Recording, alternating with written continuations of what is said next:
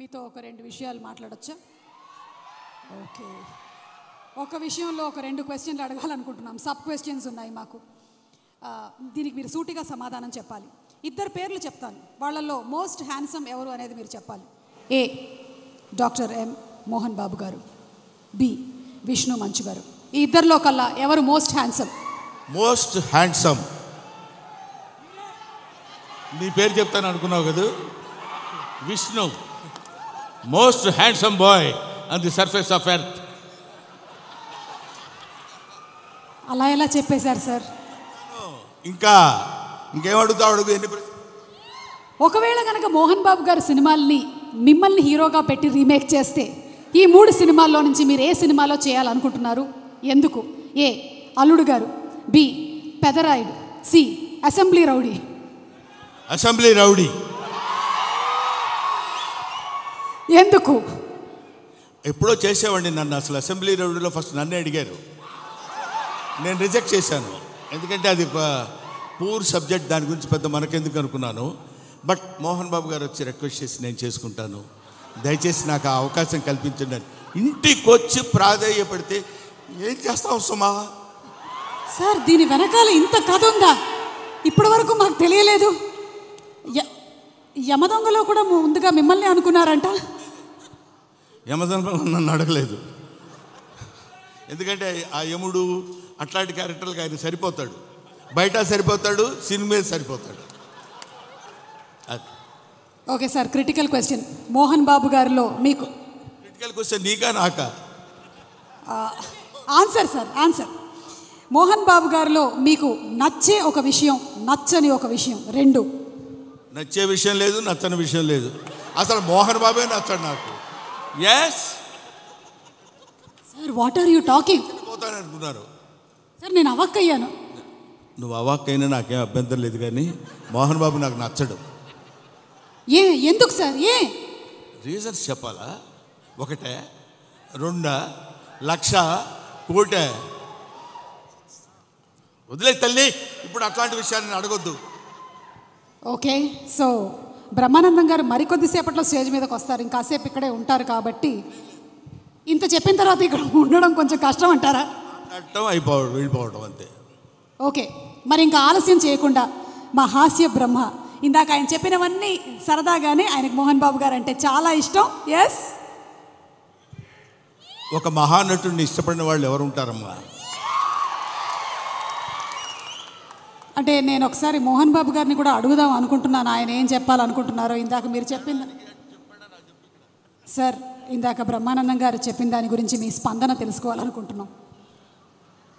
బ్రహ్మానందం ఏం చెప్పినా కరెక్టే. అంతేనంటారా సార్? అతనికి ఎదురు చెప్పడం నాకు ఇష్టం లేదు. I love him. అంటే బ్రహ్మానందం గారు పెద్ద డాన్ అంటారా? నేను భయపడుతూ ఉంటాను. బ్రహ్మానందం గారు అంటే మోహన్ బాబు గారు భయపడుతున్నారంటే ఇంకా నేను బ్రహ్మానందం గారంటే భయపడ్డు, నిజానికి భయపడతాడు. బ్రహ్మానందం అంటే నిజం, నిజం అంటే బ్రహ్మానందం. కాబట్టి మరి ఇక ఆలస్యం చేయకుండా మా Hasya Brahma, the Guinness book of world record holder, అలాగే పద్మశ్రీ అవార్డీ బ్రహ్మానందం గారిని సాధారణంగా వేదిక మీదకి రావాల్సిందిగా రిక్వెస్ట్ చేస్తున్నాము. కన్నప్ప సినిమాలో మనకి ఒక విభిన్నమైనటువంటి పాత్రతో కనిపించబోతున్నటువంటి బ్రహ్మానందం గారికి సాదర స్వాగతం పలుకుతూ కనిపిస్తున్నాము. And escorting him on stage మా Vishnu garu, hard work and డెడికేషన్కి కేర్ ఆఫ్ అడ్రస్, అలాగే మా అసోసియేషన్ ప్రెసిడెంట్గా కూడా ఎన్నో అద్భుతమైనటువంటి కార్యక్రమాలను చేస్తూ త్వరలోనే రిలీజ్ అవుతున్నటువంటి ఈ సినిమా విష్ణు గారికి చాలా పెద్ద సక్సెస్ అవ్వాలని మనస్ఫూర్తిగా కోరుకుంటూ ఉన్నాము. బ్రహ్మానందం గారు, మీకు స్వాగతం. అండ్ అలాగే ఇప్పుడే ఇక్కడికి విచ్చేసినటువంటి చిన్ని చిన్ని ఆశ, చిన్నదాని ఆశ రోజా గారు, మన మధుబాల గారు, రోజా మూవీ మధుబాల గారికి స్వాగతం పలుకుతున్నాము. మధుబాల గారు, very very hearty welcome to you.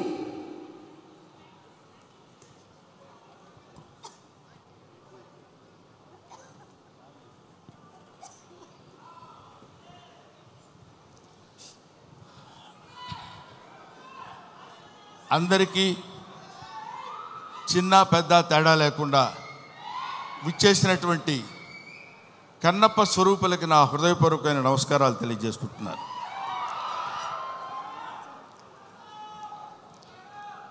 వీడికి ఏం పోయే కాలం ప్యాంట్ షర్ట్ వేసుకొని రావచ్చు కదా అనుకోవచ్చు అందరూ.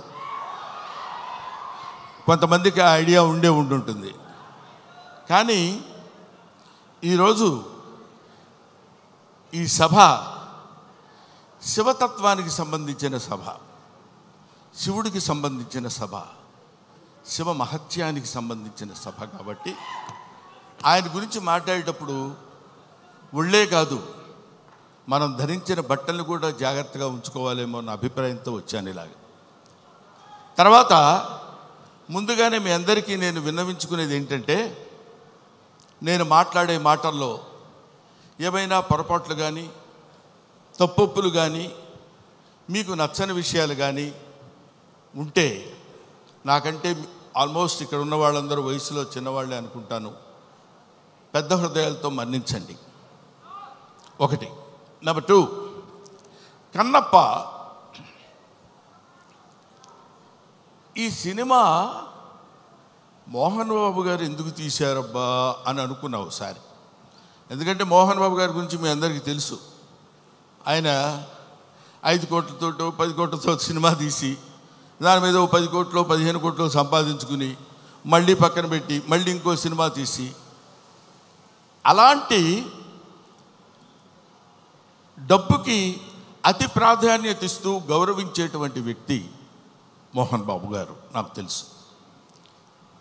200 కోట్లు పెట్టి ఈ సినిమా ఈయన ఎందుకు ప్లాన్ చేశాడు అనే ఆలోచన చేస్తే, ఈ ఆలోచన ఆయనది కాదు, ఈ ఆలోచన ఆయనకు వచ్చినటువంటి ఆలోచన కాదు, సకల సృష్టి స్థితి లయకారుడైన ఆ పరమేశ్వరుని ఆలోచన అతనిలో సంక్రమించిందేమో.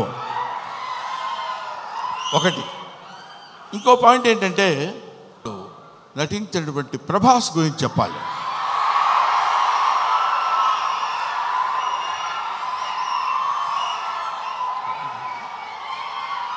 ప్రభాస్ అంటే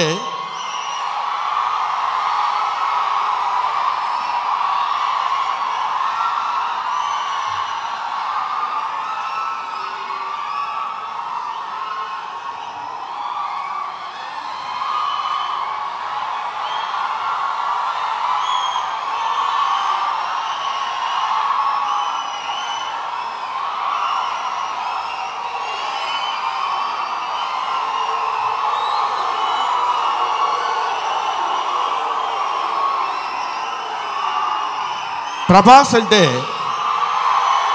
ప్రభాస్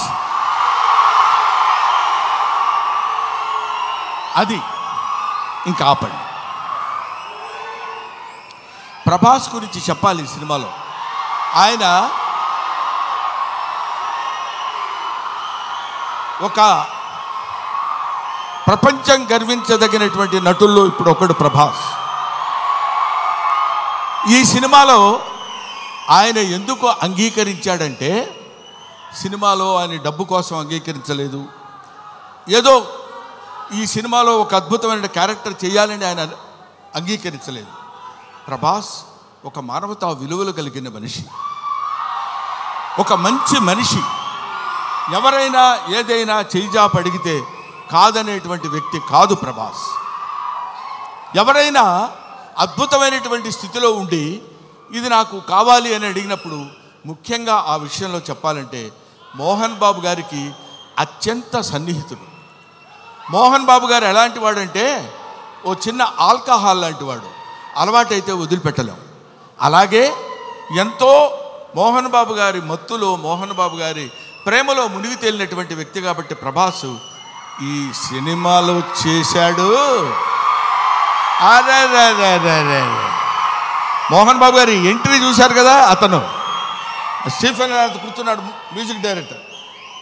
ఆ మోహన్ బాబు గారి ఎంట్రీ అలా పెడితే ప్రభాస్ శివప్రభాసుడు. అతను శివుడి చేత ప్రకాశవంతంగా పెరిగేవాడు, 6 అడుగుల అందగాడు. అతను విగ్గు పెట్టుకుని అలా వస్తున్నప్పుడు ఒళ్ళు గగురు పొడిచి వీర తాండవం, శివ తాండవం చేసేటువంటి విధంగా ఆ సినిమాలో నటించాడు ప్రభాస్. నేను చూశాను.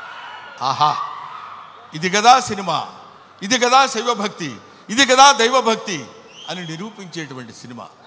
ఇటువంటి సినిమాలు మనం చూడాలి, మన పిల్లల చేత చూడించాలి, మన భక్తి రసాన్ని భారతదేశంలో పెంపొందించే విధంగా చేయాలని మనస్ఫూర్తిగా కోరుకుంటూ ఓం నమః పార్వతీపతయే హర హర మహాదేవ శంభో శంకర.